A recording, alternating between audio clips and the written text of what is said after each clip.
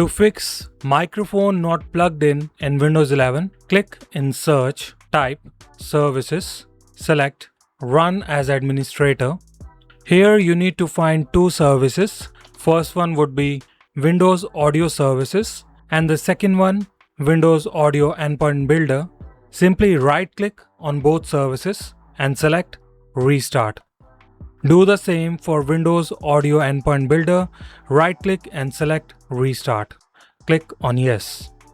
If the error message still persists, your microphone not plugged in, then right-click on Start, select Device Manager, expand Audio Input and Output. Here you will see your microphone.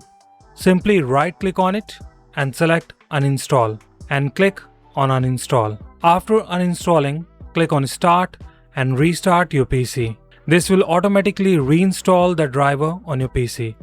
Hopefully this will fix your issue. If you still need help, leave your comment below or contact us on our Instagram or Facebook page.